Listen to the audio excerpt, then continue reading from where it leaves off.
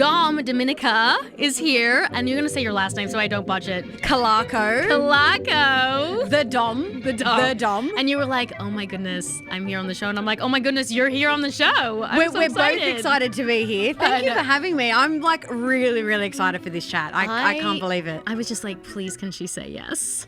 And your wish came true. Here's the thing. I don't have time to watch TV, and I don't watch TV. But I am a massive fan of Married at First Sight. I just am. I just am, and I love it. It hooks you. Because it's like, I think we all, as humans, want love, of course. Yes. That's like, I think, the meaning of life. Of course. And we want to find someone we love. And it's like, how do you experiment with someone you've never met and fall in love? It is a really wild concept when you think about it, you know, and I think the most asked question that I get is, do you really get married? I know. No, it's just a commitment, but it's wild. You know, you meet this person and then you spend every waking moment with them for like a stranger. 4 months. A complete stranger. Yeah. You know, it's kind of like Munchausen's, I don't know, like you kind of just like have to. I want to get away from you. Yeah, well, luckily I was paired with a great guy, Jack. He's such a sweet guy. And yeah, I wouldn't have survived the entirety of that experiment without him. So, do you think you can actually fall in love with anyone? Like anyone that they pair you with, if you're together for long enough and they put you in the right situation, do you think you can have feelings for anyone? Or do you think... just like... I often think if I was paired with anyone else on my season, there wouldn't have been any feelings there. Nothing. Like, no. Yeah. I even if you're paired with someone, I don't think it's like automatically there's gonna be feelings. Yeah. I mean, it's you can see that by watching the show, right? Yeah. Some people like lock horns straight away. Sexual tension, like there's sexual connection straight away. Yes. Which is great. Like, we love that when that happens. Yeah. Everyone wants to see love happen. Right. But also, everyone kind of wants to see like the opposite. The opposite. Right. Do you think so? Of course. You're watching for the drama. And I actually don't like this, to say this out loud, because I feel like I'm like, Tammin, you shouldn't be this type of person. But there's something addictive and dopamine inducing by watching people dramatically fall and falter and say things that they shouldn't say. It's almost like what we want to do in life, but you can't really do because you can't just tell someone to fuck off even if you wanted to. Exactly. And you're like, wait, what? Like, you're allowed to do that? Yeah, and you know, the brilliant producers put all of these personalities together that they know are going to, you know, create brilliant TV. Yeah. And, you know, the way I like to think of maths is, you know, especially the dinner parties. Yeah. That is it. I personally think a maths dinner party is like the makeup of society. Yeah. There's this person who believes this. There's that person that believes that. And so watching those dinner parties is kind of like what you wish your dinner party would be like, or just like everyday interaction with people. Right. Because, you know, this person stands up for what they believe, and this person just is like a cowering little sheep, and you can see yourself in every person kind of thing. Well, maybe not every person, but it's just, it kind of is like a cross section of society. So that's why those dinner parties just kind of bring up so many emotions with the viewer, and that's why they just hook you in. And do you feel like everyone's cast in a role that they have to continue to play throughout the show? Like, if you're the villain, you got to keep that villain, or do you think that people don't even know that they're coming across as the villain because they don't know what the cut's gonna be? Look, this is such a touchy subject, because, and I can only speak for myself and having lived the experience, my whole experience in there, I was just myself. I wasn't taking I wasn't taking in what was happening on the outside, right? Yeah. So like the producers, everything, like they're talking to you, they're asking you questions. In your ear? No, not in your ear. Just like when you're doing like a Voxy or an interview, they're asking you all of these questions and putting things in your head subconsciously. But I was just living my life and kind of trying to focus on my relationship with Jack, just trying to survive, right? But I don't believe that they try and make you into a villain or a character. I think it's just who you are. Right. But that's just me. I think other people are more easily kind of led. Yeah, I definitely can see that now, and I can see how it would happen because it's a pressure cooker situation, and people are really stressed out. And when people are stressed, they do crazy shit, and they say crazy shit, and they act in ways that they maybe wouldn't be proud of, and then also alcohol's involved. Yes, and not a lot, but there's still, the alcohol's there, but also you're an adult. Like, you don't have to drink, 5 big glasses of wine before you get to a dinner party. Like, that was my thinking. Yeah. If I have, even 1 glass of wine, I know I'll be relaxed. If I have 2, I'll start saying dumb shit. Yeah, yeah. Not going to happen because I can only control what's here, right? Right.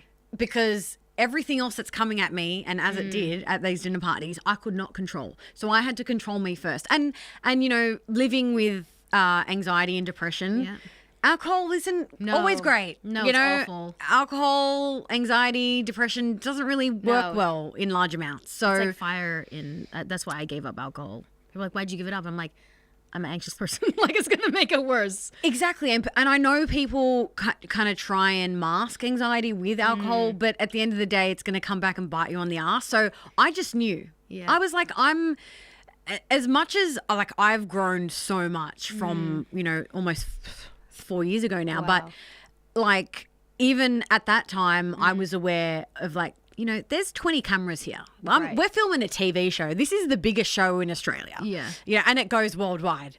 So I need to kind of keep my shit together. As much as I was just being myself and having a good time. Yeah.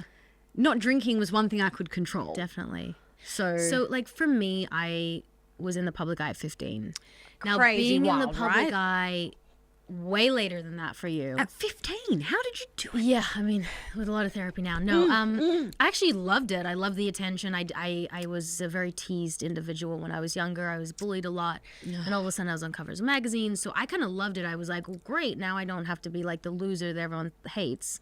But then that also comes with a lot of, mind-bending versions of yourself that you don't really understand. And then you get anxiety and all that kind of stuff. Totally. But being older and getting fame really fast, like the minute that show is out, you're famous. And you don't have control of your social media. No. Not for a long time. No, while the show is airing, and then I think it's like maybe 2 months afterwards, which feels like an eternity once the show's finished. Because you're watching people post really ridiculous posts going, wow, tonight was crazy. And you're like, I would never say it like that. Yeah, and because like they would ask you to write the caption, but then they would kind of like edit it a little bit. So it's like, yeah, I said that, but not like that. Not like you that. know? So it's wild, and everything happens just so fast. Everything's out of your control. Like, I can't control anything. Right. And even though I don't have control of my social media, I obviously am on social media because we've all got fake accounts, don't we? We've all got, our second account. Yeah. But I don't, and I think I need one. I mean, maybe that's great. Because I'm worried that someone will find out it's me. Yeah, I mean, but like you're like real famous. Do you know what I mean? So, but it was wild watching it, like having lived the experience of filming it and then watching it on TV, and then maths is such this of like a phenomenon that I can't even put my finger on to this day. But being propelled to that level of like notoriety, I think that's the thing. It's like everyone thinks they know everything about me. Right. They've watched me on TV for 4 months. They kind of have this idea of what my personality is like, or that, she's been divorced and like all, she's fiery and like, all of these things, but they don't really know you. Right. So it's trying to, once you get your social media back, there's kind of this time period where you're trying to show the real you, and I mean, everyone saw the real me on that show. That's 100% who I am.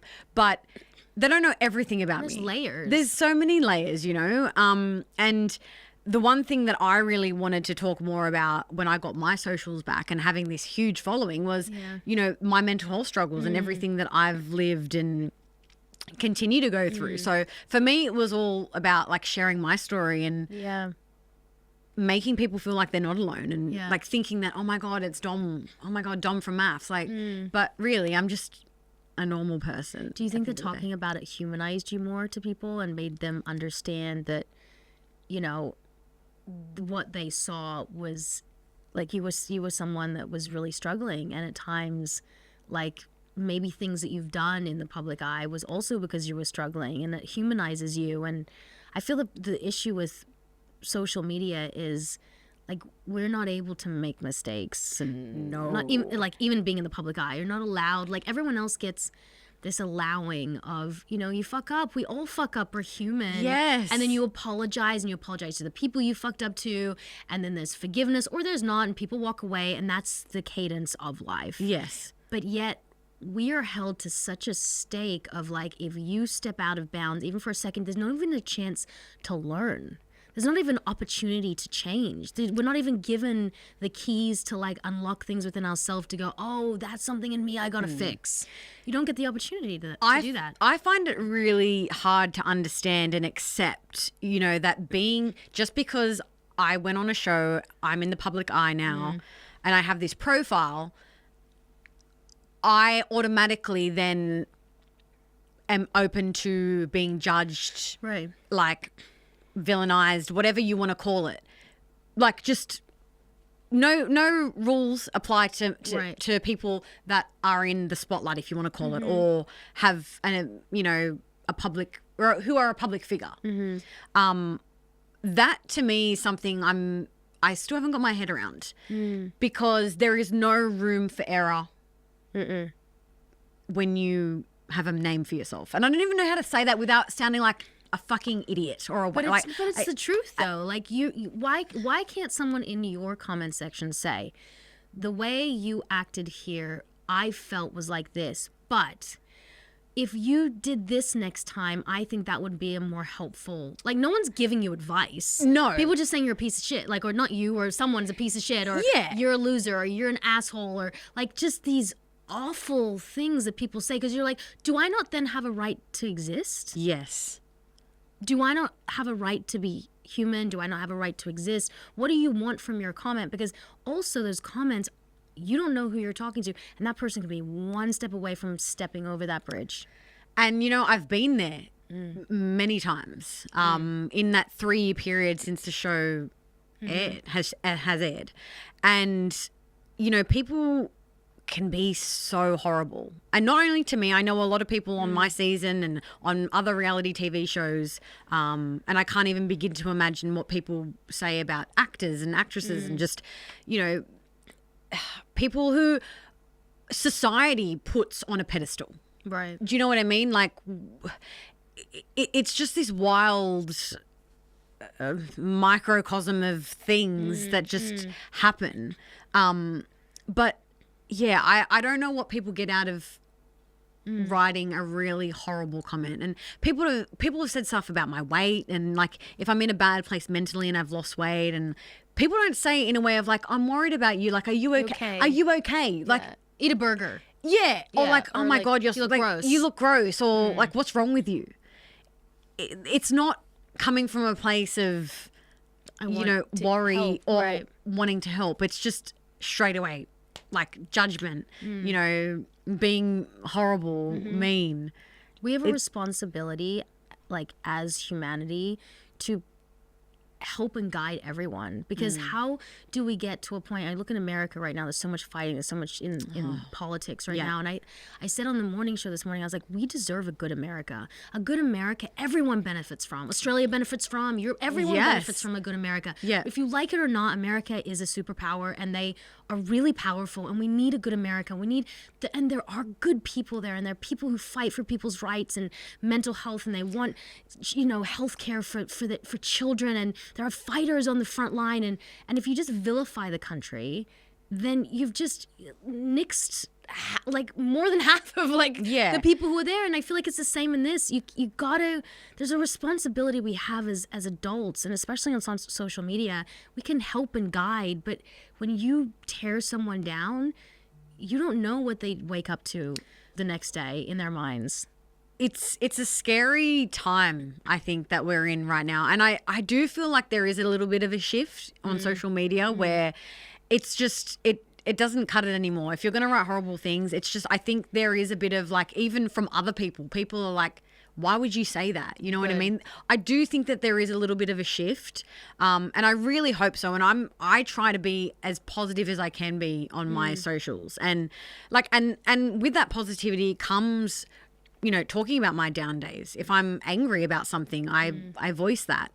But it's just about doing it in a way that's not like coming for anyone in a horrible way that's gonna like make their life worse. You know, I don't know where this thing came from where we want to put others down. I don't know what happened there. Well, I think that the theory is it makes us feel better about ourselves if other people are under us. So if we put ourselves on a pedestal by pulling other people down, then we feel better. But that the idea of that and that dopamine rush only lasts for a few seconds. Yeah, and then you really do hate yourself. It's, you know, it's the tall poppy syndrome. And I have a question for you, actually. Like you know, became famous when you were 15 in Australia. Australia, very small market compared to the US. Then you obviously made a name for yourself here, and then you moved overseas, right? Was a big part of that obviously wanting to further your career, but at that time, did you feel the tall poppy syndrome? Was that something you were aware of or felt ever? I felt it many times. Yeah. I don't know if I felt it when I was younger. I felt that I wanted to be known as an actor or get to do projects, and I got to a point where I didn't know where else to go at this stage. When I was about 21, I had done like the Pepsis and the face of Pepsi and the face of L'Oreal and all that sort of thing. And I was young. I was 20 years old. I was like, where do you go from here? Wow. And I was like, my family's here and I love Australia. But the idea was never to leave and leave. It was like to leave and come back. Yes. It was like to leave, get successful, then come back. Because you can't come back with your tail between your legs. Because then people are really going to think that you're never made it and you're like tall Bobby. So... but then I married an American and I had kids. Yes. The plan is very soon to do 50-50 because as I get older, I realize, wow, the things that I really need in my life are here in Australia. And no country's perfect. America has so many problems and so many great things, and Australia has problems and great things too. Exactly. There's nowhere that's perfect. Yes. But I do find when I come here that I want to talk less about my achievements. Because I don't want to look like I'm up myself, and I don't want to look. But then in the States, I don't know if it's a female thing, but like I'm so proud of busting my ass for so many years. Yes. And failing so many times and getting rejected, and I was almost me for Transformers, and I didn't get that job. I got to Megan Fox, and I kept going, and I'm proud of that, and I'm proud of the person that I was and am. And I'm proud of the things that I've done. And it's taken me a long time to even say that. I do find myself not saying that a lot when I'm here, though, because I don't want to make anyone feel bad or make me look like I have an ego. That's the issue with Australia. I think we do have a very bad tall poppy thing here. And, you know, people like to remind me that I'm just some nobody that was on a reality TV show. But I'm so much more than that. Like I've done so much more and I am so much more. But I've also, you know, like prior to even going on maths, like I've lived such a rich life and tried, failed and, you know, marriage, career, everything, right? Before I even made a name for myself. But you can't even say that. I think if I, you know, get on socials and, you know, talk about how proud I am of myself for like doing what I've done and getting to the point I am in my career or whatever, it's like automatically people aren't happy for you. No, well, yeah. People aren't happy for you here, and especially as a female. I think it's 10 times worse. If you're a male and like you know, get your own business and you like succeeded and it's like, big dick energy. But like as a female, it's like, no, stay down. Like that's how it feels. It feels like someone's literally saying, bitch, sit down. Yeah. And it's terrible. And I look at America, and yes, America has, you know, so many issues and all of those things. But the one thing I really love about that place is that they can, like, everyone is allowed to be who they are. They celebrate success. Yeah. Because if you're successful, they can be too. That's the thought. Because you're like, wait, that person came from no education and they got successful. That can be me. See? And I love that. Yeah. Why don't we have that here? It's the complete opposite. It's like, oh, no, she's getting too big for herself. Like, she's getting too successful. Let's, like, do something to bring her back down to reality. Yeah. I don't know where that comes from. I think about it a lot. The happier you are for someone else's success, it actually does feed into your own success. 100%. And I know that when I do have a comparison problem. I don't know if you do. Like I sometimes going on social media going, oh my God, that girl started the same as me and now she's doing these movies that I want to do and why not me? And then I suck and I'm a loser and I do that whole thing. Comparison. It's awful. Comparison is the death of happiness. Yes. But when I see someone and I compare myself to someone, I get sad that they're succeeding and it makes me feel bad about myself. Yes. And that's what I think it is. I think if we look at other people being successful, and that means, oh my goodness, we don't have to live in scarcity. There is so many opportunities for everyone. If they can do it, we can do it. But if we live in that, then I think we'll be way happier and be able to achieve our goals. But if we live in the comparison, I think we're always going to want other people to not succeed. And maybe that's what it is here. Maybe we compare ourselves too much. I don't know. Well, it's the keeping up with the Joneses thing, and it's like everyone wants a white picket fence bullshit. It's a big problem that we have here. We, keeping up with the Joneses. We always want what we don't have. Yeah. I think I've really, in the last 6 to 12 months, I've completely just stopped comparing myself. Comparing myself to, someone who is kind of did the same thing as me and is maybe doing something different now and is really successful in that. And I'm thinking, oh my God, should I be doing that? You know, but I'm never going to get anywhere if I'm just sitting in this state of trying to compare myself to someone who's relatively on my level. No one's on my level. I'm on my level because I'm the only one. Well, that's you. That's me, there's only one Domenica. Yeah. And the only person that I should be challenged with is just me. My past self. So hard to do, the me of yesterday. I've just got to think, okay, how can I be better today? That's who you're in a race with. That's who I'm in a race with, because if I'm in a race with 10 other people, and you'll never win. No, you'll never win. There's always going to be someone else getting the gigs that I want. If I don't get it, it's going to go to someone else, and that's fine. And I can relate to you in that. I want to be doing this job and this job in the Australian media, and it's I feel like it's always the same.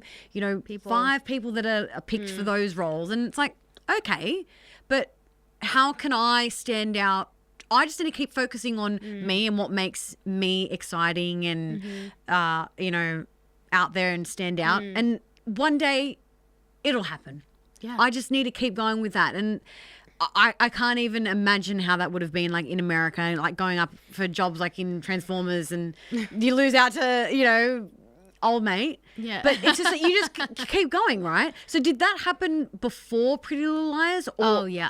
the jobs that I've lost out on will blow your bananas. I mean, we're talking jobs where people get paid now $1 million an episode. We're talking jobs that has changed people's lives. I got so close to so many. But as I get older, I have to have a belief in... And as woo-woo as this is, that wasn't the right time for me. And 100%. Maybe I wasn't mentally stable enough to have that type of fame. Pretty Little Liars put me in a stratosphere that was bigger than the stratosphere here. And I definitely was stopped on the streets in the U.S. and all that.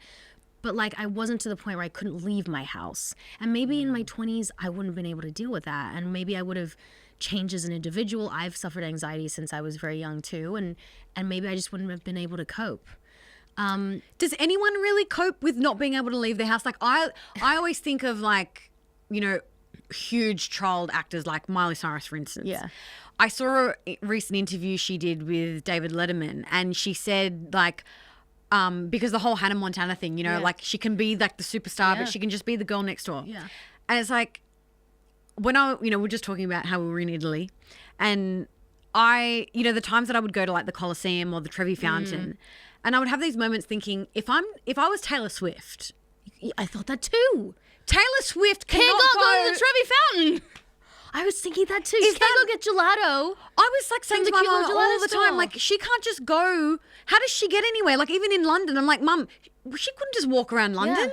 Like, so you give to get, right? So she has all this other stuff that she has, and being able to be on stage with all those amazing people, and because she's giving, she gets other things, and financially she doesn't have to obviously worry, and she can travel the way she wants to travel. Yeah. But there is a part of it that's really lonely, because you can only be around the core people.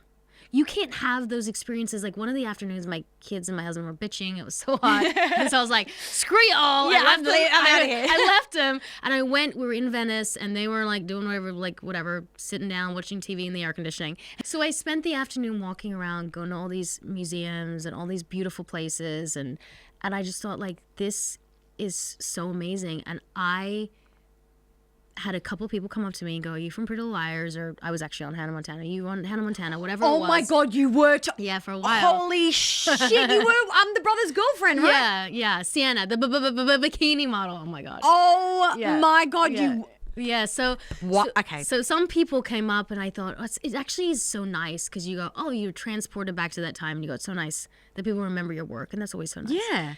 And then I could just fart around in Venice and do whatever I wanted. And I had that same thought. I thought, if I was any more successful, my anonymity would be gone. My kids wouldn't get to run around and play with the pigeons, because everyone would be taking pictures of us. And yes. And you give up a lot. So it's like, maybe back to what we were saying, maybe in my 20s, I wasn't equipped for it. I don't know how people are equipped for it. Like, do you think that there is a large amount of, those child actors and those people that were like catapulted to that fame at that young age, that we saw them coping, but really they didn't? Like, we saw like a Britney Spears breakdown, like we've seen it, but do you think that there are a large majority of them that didn't cope, but like from what we saw, they were like actually coping but weren't? Oh, like on Pretty Little Liars, there's so many of those characters who were not coping. One person passed away of drugs. Like, we knew he was on drugs during the takes, and there were so many addicts and so much alcohol and sex addiction, and because it breeds to cope. Because it's like, how do you disassociate? For me, I feel like, and I was talking about this with David Campbell, I disassociate through work or like my phone.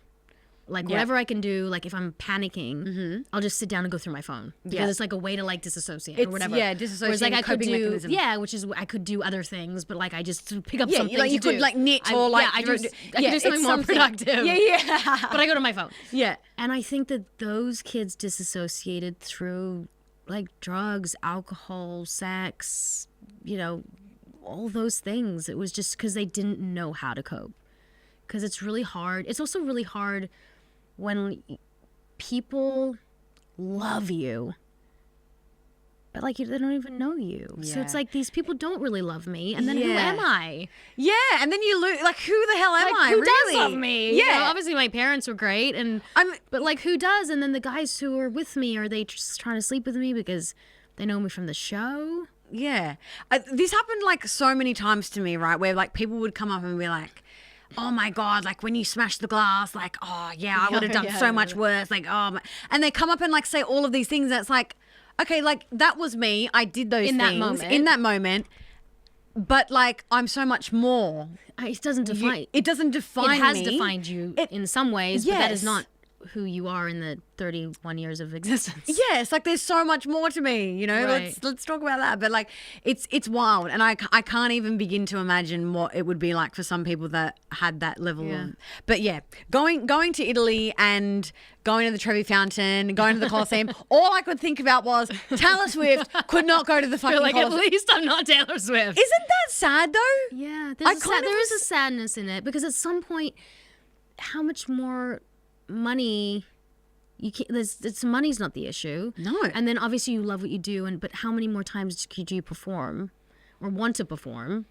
There's a bit of a sadness in fame, and it's funny because people will listen to this and go boo-hoo, but it's not. It's this is not like a boohoo. This is literally just like, do people actually think about it from that perspective? Because my thought process has shifted since being like a public figure, you know, and like, you know, I went to a boxing event last night, you know, and there's like, you know, 15,000 people there, and you know, it's still wild to me. Like, I've cut my hair's darker, like, you know, I've changed. It's been 4 years, and people still come up to me and want to chat to me and get a photo and all of that. So it's like, it's a thing. You've got to like shift your perspective sometimes and just see it from it's not us sitting here thinking, oh my God, like people know who we are. That must be so hard. Like it's not. Like I think, you know, I was sitting there with a friend and I'm like, you know, when that person comes up and asks for a photo, in that like 20-second interaction, you're like making like they feel really good. Yeah. And I actually think that that's such a privilege that we get to do that. I do too. You know, I don't think of it as a burden. Like sometimes I'd be with my friends sometimes, and like, you know, if a person comes up and then it's like, oh, fuck, doesn't this ever get annoying? And I'm like, no, because in that moment you're actually making that person feel really good. And sometimes they shake. Yeah, I mean, heart is racing, and I think, oh my goodness, it's just me. Well, like I was having like this kind of like fangirl moment in the car, right? So this is a funny. Like, I was shaking in the car. I have to tell you this, okay? So I've got a playlist on my Spotify, and it's like Aussie legends. I don't know why I've called it that, but anyway, Pointless Relationship has been on that playlist for years, and it's one of those songs that I play in the car and I sing to. I love that you manifested this interaction. I kind of feel like I did, yeah, and. It's just, and so this is like a full circle moment for me because I've had that song on that playlist for years. So happy. And it's one of those songs that's just like, I just love that song so much. So I just wanted to say that. Oh, that is so, that really filled my cup because, you know, I looked at your social media and you talked about anxiety and you were so honest about it. And it's something that took me so long to talk about. And I was like, you're so brave. And it's like, I'm sitting in my house looking at your social media while you're singing Pointless Relationship out the window. Yes. And I just never think, because I think about all the things that I've done, but I think no one's watched them. Like, no one's ever heard my songs. No one's ever watched anything I've ever done. No one's ever seen an interview. No one even sees my social media. I honestly feel like I just live in my own little bubble. Of course. And no one's ever seen it. Yeah. You know? So when people say that, that's such a nice thing. Well, and you know what? I now live my life in like, if I have something nice to say or if something that's going to like lift someone up, I'm going to tell them. Yeah. Because you never know like how that person's feeling or what they're going through. And like vice versa right now, like I put those videos out there and I talk about my like, you know, weaning off antidepressants and like all of these things I've gone through. And I think to myself, oh my God, is anyone actually going to see this? Is anyone going to relate? Or like, even though like those videos have sparked so much conversation in the comment section and I get like thousands of DMs, it's so nice to know that that's touched someone in a way that's made them feel seen, you know? Vulnerability is such a superpower. Well, I've never it's thought hard to feel. It's hard. There's like packaged vulnerability and there's vulnerability, and you can tell the difference because packaged vulnerability, it's easy to talk about and it's still a hard subject, but it's almost an easy subject to talk about. When it's real vulnerability, you almost debate putting it out there and you debate talking about it because it's almost feels nauseating to put it out there, and then when you do, you're like, oh fuck, like, oh my God, should I take it down, should I not take it down? Or to talk about, that's the real stuff. It is. It's always hard. Like when I had like my little social media hiatus when I went to hospital recently, it was a bit scary, you know, coming back and saying, yeah, I did 21 days in a mental health ward, and it was the things I saw and heard from the other patients and the things I went through and the traumas that came out for me. It's hard, and you think to yourself, oh my God, like people are going to think that like I'm a nutcase. And even that word, I'm like, it's wild that even mental health has that kind of stigma still, you know, we're in 2024 and it's still like that. But, yeah, it was a little bit scary thinking I've got to come back online. And I mean, I didn't have to. And I know a lot of people in my comments say, you should get off social media. This is not good for you. And actually, social media and sharing my journey has actually been the greatest part of my journey and my healing. And I'm obviously working with my therapist still and doing it in the way my relationship with social media, my relationship with the way that I share things online now has completely changed. And that was really like a catalyst for me to change the way that I lived my life, you know, with sharing just like dumb shit online, you know. No purpose. With no purpose. Now everything I share, I feel like is not like thought out to the point where it's like set up. It's just more thoughtful. You know, I'm being a little bit more, I don't want to say strategic. Like all of these words have like negative connotations to them, right? But just in the way that it's like protecting me, but also whatever I put out online, I want it to be meaningful. I don't want it just to be like fluffy things. Yeah. Because you've obviously also gone to hell and back. So it's like, how do you go to a place for 21 days, come out of it and go, let's put fluff online? Like, you're a different person. You're a changed person. You know, spending 21 days on a ward like I did, I met some of the strongest, most courageous, like people in their deepest, darkest moments that put their hand up and say, I need help. Because it was a voluntary ward. It wasn't like you're put there, you know, so you can walk out whenever you want.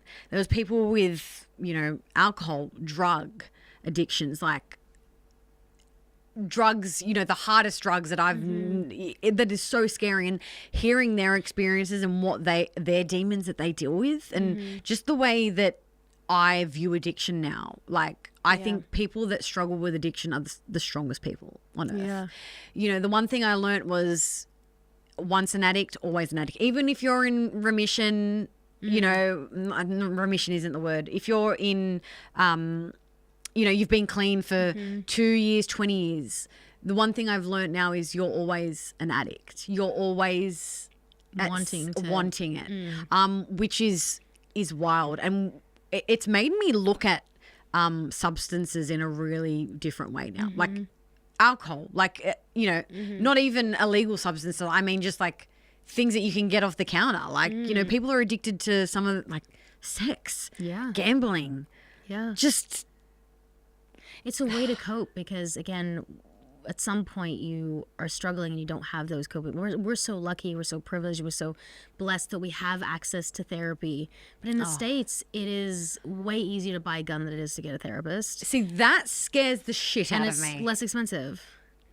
Sorry, like, make that make sense, please. Oh, it takes forever to get a therapist, and it's very hard, and you can't. A lot of the time, you can't get it through insurance, and even if you do, you're still paying $100 a session.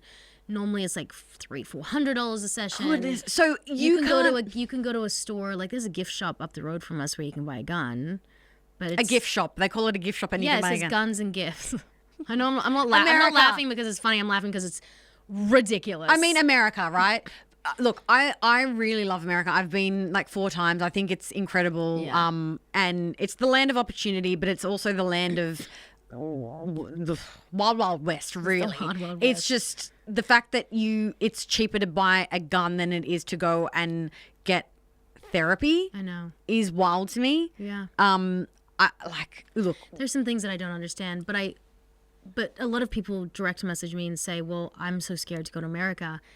And we do only see 0.1% of it. Yes, I know. And it isn't like where everyone's on the street shooting each other. Like, I haven't even seen a gun. Like, I've been there for 17 years. Exactly. See, like, I haven't even seen one. Yeah, I mean, and the thing with the media, other than the cops. the thing with the media is if it bleeds, it leads. I don't know if you've ever heard that saying. And you know, sometimes you turn on the news and it's just all negative. Of course. Which sometimes I'm like, I can't deal with this shit. I'm turning the TV off. It's always the negative things. Like, you're never seeing like the good news stories or the happy things. It's always like... There's no money in that, unfortunately. Yeah. And that's kind of the sad world that we live in, right? We are kind of led to always want to like be angry at something or feel animosity towards something. So it's like, how are we then meant to lead a positive, happy life when we're always kind of led to and feel lesser than too. If you look at magazines, it's like, how can you change? How can you be a better version of you instead of just meet you where you are? Yeah. You know? It's a wild, wild world. Do you remember like a time where you're like, oh, something's different in me? Look, reflecting on my life, like how I did in my therapy while I was in hospital, and also now through like journaling and you know, all of my counseling sessions. My mum always likes to say, you know, that as a baby, she said that like I would put my legs around her so tight and not let go.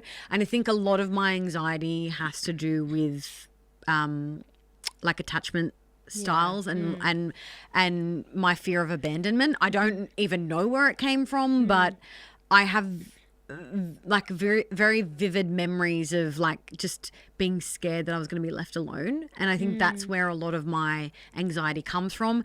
And then unfortunately now in adulthood, it's affected my relationships a lot. I think the way that I interact with men, I just have this fear that they're going to leave me. And I just settle for like shitty men because it's like, well, this is all I'm going to get. At least he's here. So I'm working on that now. And I can finally see that in myself, you know, and I think, you know, I was in a relationship for 4 years and then got married, and that lasted for 3 months. Wow. And then I got divorced. So even after that divorce, we went straight into COVID, and then like, you know, 8 months later, I was on Married at First Sight filming that show. So I never really got the treatment and the healing that I needed. So my anxiety kind of just like compacted and compacted and compacted. And then it was like, well, you can, the thing is with mental health is you can only bottle it up for so long.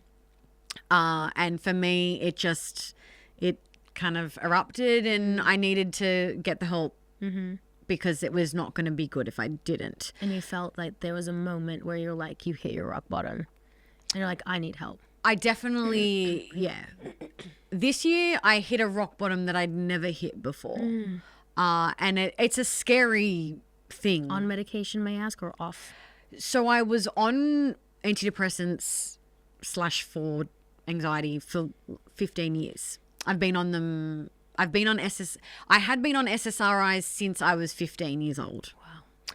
And the thing with medication is, and I know this is very individual and this is just my experience, but being prescribed an antidepressant when you're 15, you don't really think about the fact that you're going to be on this for 15 years. Like when you're 15, you're just like, give me the drug, like try and fix me, make me feel better, right? Let me be a functioning person in society. Because dealing with anxiety when you're 15 is completely different to when you're 31. Right. But the issue with, look, the healthcare system, doctors, I have so much to say about it, but like I think, you know, the drugs that are on offer are great and help so much. But I also think there is a big issue with just blanketing, like putting a Band-Aid on a bigger, deeper issue. Drugs should always be used in conjunction with ongoing therapy. Right. You know, I feel like even the last resort, like try. There's a multitude of other things. I do believe that diet and supplements have helped me immensely. Sleep, everything, therapy, sleep. Oh my God. Acupuncture, massage. Like my anxiety has been reduced. Like exercise reduces my anxiety by 80%. Oh, big time. Like if I don't sleep well and if I don't get to boxing, I feel like shit. Yeah. Like mentally, physically, it all comes into play for me. But a big thing for me is just grounding, whether that be sitting on the couch at home with my dog and just patting her, getting out into nature, feeling the fresh air on my skin, doing little things that don't cost money, things that like no big huge change, just like little things in my daily life that can ground me. Because when I bring myself back to reality in like those little ways, it brings me back to myself. Yeah. And that's the first step in me to like not feel as anxious. Yeah. Yeah. It's a hard thing though. It's just, it comes in ebbs and flows, right? Oh. I've never been on SSRIs. I've many times been told I should. And there's many moments maybe I should have, but I have more of a fear of coming off them. Wow. Than starting them. And it's a very healthy fear that you should have, because as someone who was on them for 15 years and then had to wean off, there is no way that I could have done that and not been in hospital. It was the most excruciating thing I've ever put my physical body through.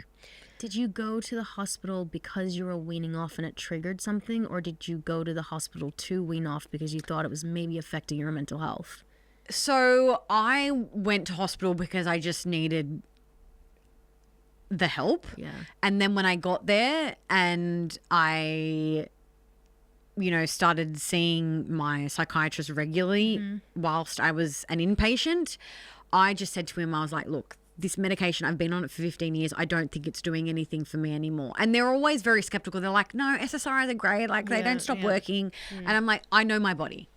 You have to be your own advocate. If there's anything I can say in this podcast is be your own advocate, because no one is going to advocate for you like you can. And for me, it was like I had reduced my medication a little bit at home, and I knew how that had affected me. And if there was going to be a time for me to ever come off them and go on something new, it was going to be in hospital, where I could get, anti-nausea. I could get things to cope with all of the physical symptoms that my body was going to go through, because it is horrendous.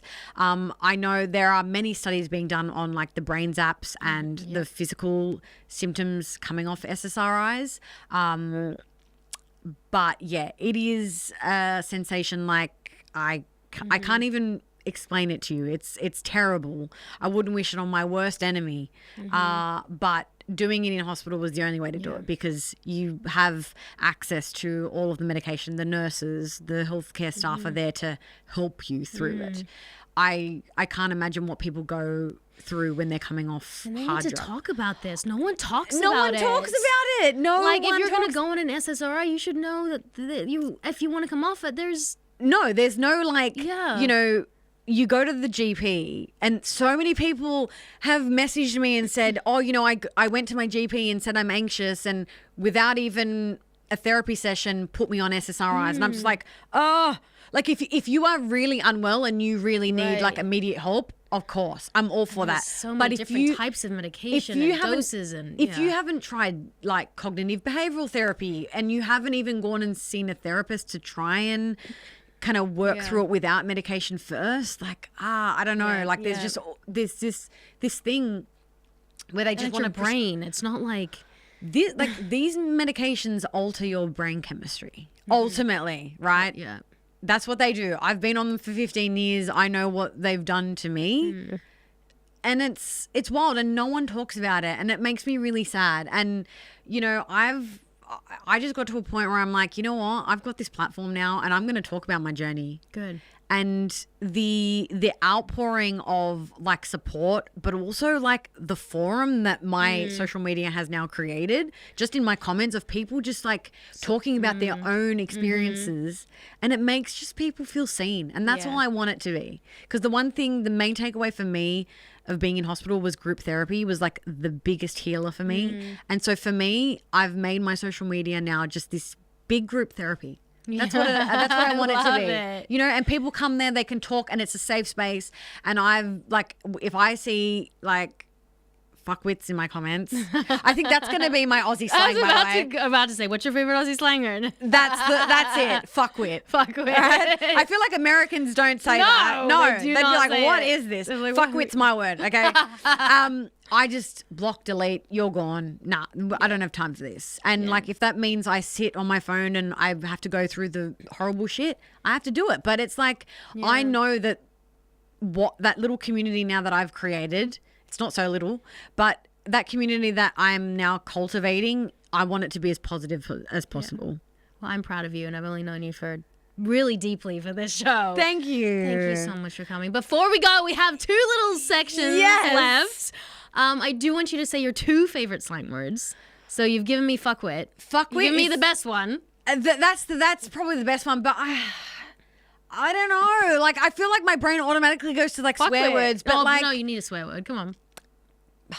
wanker, but I feel like that maybe that's a bit British as well. It's not, no, because wanker means like something else. Yeah, it means something else. I don't know. I like had a like wanker. so many. Fuckwit's good.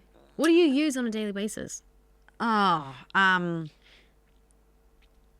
my God. Now I'm having a fucking mind blank. Okay, we're gonna go with fuckwit and wanker. Fuckwit and wanker. They're Bogan. How about bogan? Oh, I get called a bogan all the time. Oh, it's such a.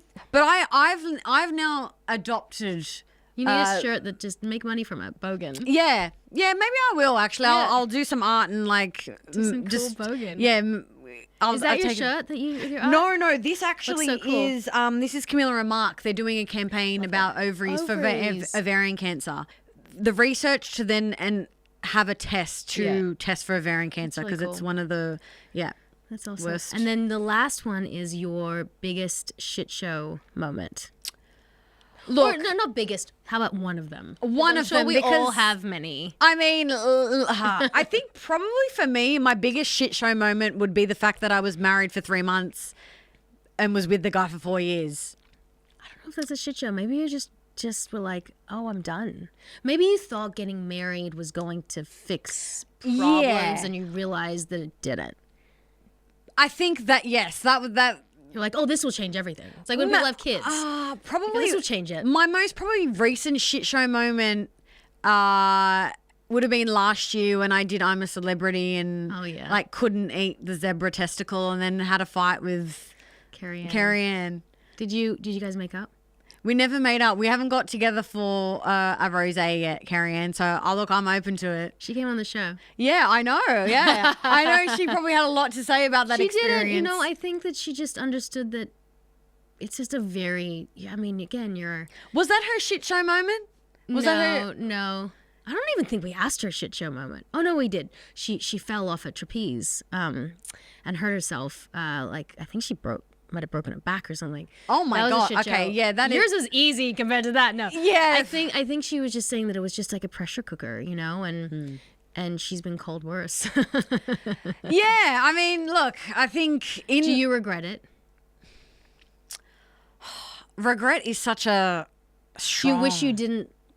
Do you wish you handled it differently? I wish I'd handled it differently for sure. Yeah. I definitely think in that moment there was, it was not a nice time. You're starving. Exactly. You're in that environment and you really need to be a team, right? Yeah. And when someone is sitting right in front of you and what you've witnessed even prior to that was not team effort, it was like it just bottle.